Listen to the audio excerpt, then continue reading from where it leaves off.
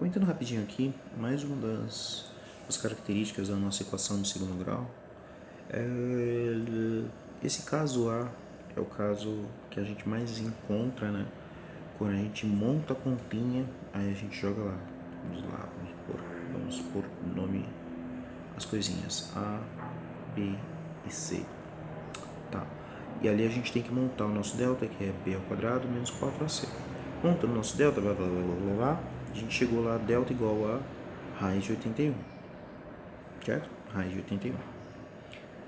Raiz de 81, todo mundo sabe que é 9. Aqui, se no lugar de 81 desse, por exemplo, 41, a gente conseguiria definir um número. Não seria talvez um número exato, bonitão, mas a gente conseguiria definir um número. Por quê? A gente sabe lá que 6 vezes 6 dá 36 e 7 vezes 7 dá o tal do 49. Então, provavelmente o 41 ele vai estar no meio do caminho. Vai ter que ser tipo 6,5 vezes 6,5 para a gente chegar ou um pouco menos, um pouco mais, 6,4, não sei. Isso agora é secundário. O que eu estou querendo dizer é, a gente consegue encontrar um número, certo? A gente consegue achar alguém, né? A gente consegue achar alguém que a gente coloca aqui e vai resultar num número, certo? Um número bonitinho para a gente conseguir seguir a nossa equação de segundo grau. E o resto da nossa equação, que é tal do x1 e ou x2, vai ser o que? O b mais ou menos, menos b, né? Mais ou menos a raiz quadrada de delta sobre 2a, certo? Então a gente conseguiria encaixar ali o número para a gente descobrir. Encaixa ele aqui, não é isso? Depois que a gente descobre quem que é o delta, a gente trabalha lá com a nossa raiz quadrada de delta. O ponto é que se o delta for um número positivo, a gente consegue tirar ele da raiz, certo? Se o delta for um número positivo, a gente consegue tirar ele da raiz.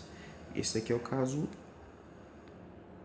mais recorrente, é o caso que a gente mais vê nos nossos trabalhos, certo?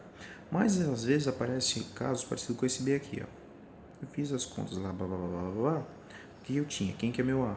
2. Quem que é meu B? 5. Quem que é meu C? 4. Vamos lá. B ao quadrado de 5, 4AC. 4 vezes 2 vezes 4.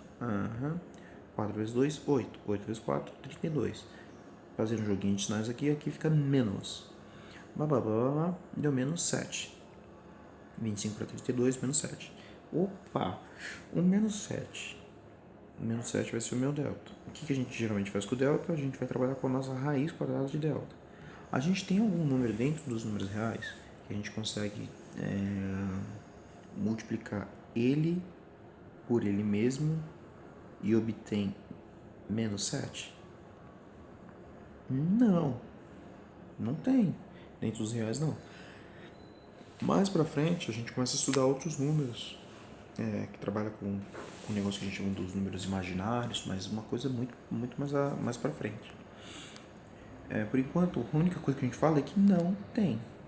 Se não tem, a gente não consegue montar a nossa segunda parte da fórmula. Menos b mais ou menos raiz quadrada de delta sobre 2a. A gente não consegue colocar ninguém aqui. Por quê? A gente não tem uma definição para essa coisa. Portanto, a gente simplesmente diz que o x não pertence aos reais. Que a grosso modo seria dizer que a gente não tem resposta. É exatamente isso. A gente diz que a gente não tem resposta. A maneira matemática de a gente dizer isso é essa. X não pertence aos reais. A gente não vai ter nenhum valor real que eu coloque aqui, ó, no lugar desse x, simultaneamente com esse outro aqui, que vai fazer com que a gente obtenha uma resposta. Para que essa coisaiada toda, para que 2 vezes x ao quadrado mais 5x mais 4 dê zero. A gente não vai ter nenhum número dentro dos reais. A gente diz simplesmente que x não pertence aos reais. Ou que não tem solução, tá bom? Mas tem mais uma situaçãozinha. E quando o delta ele for zero? Quando o nosso delta ele for zero, a gente vai pensar de novo lá na nossa segunda parte da equação. Menos b, mais ou menos, raiz quadrada de delta sobre 2a. Isso aqui é zero. Raiz quadrada de zero, zero. Então essa coisa vira zero. Nessa segunda parte, a gente tem essa questãozinha aqui. A gente tem essa implicação. Que o mais, a gente vai somar, ou menos, faz com que a gente subtraia. Só que a gente vai estar fazendo isso com zero. Então não vai fazer diferença. É isso que a gente diz. A gente poderia, inclusive, apagar essa outra parte aqui. Certo? Porque a gente só vai ficar trabalhando, então, com menos b sobre 2a. E no lugar de a gente ter x1 e x2, a gente vai ter um só. Por isso a gente pode dizer que x1 vai ser igual a x2. A gente vai ter uma única resposta. A gente vai ter um único x.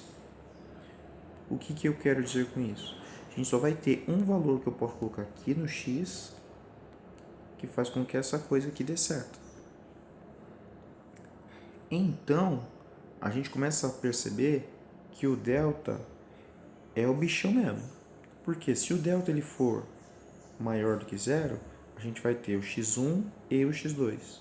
Se o delta for menor do que zero, a gente não vai ter nenhum, nem x1, nem x2 que pertença aos reais. Nem x1, nem x2 pertence aos reais. E se a gente tiver um delta que é igual a zero, a gente vai ter um único x1 que vai ser igual ao tal do x2. Ou a gente vai dizer que a gente só vai ter um x. Certo? É isso que acontece. Beijos e abraços, até pra vocês.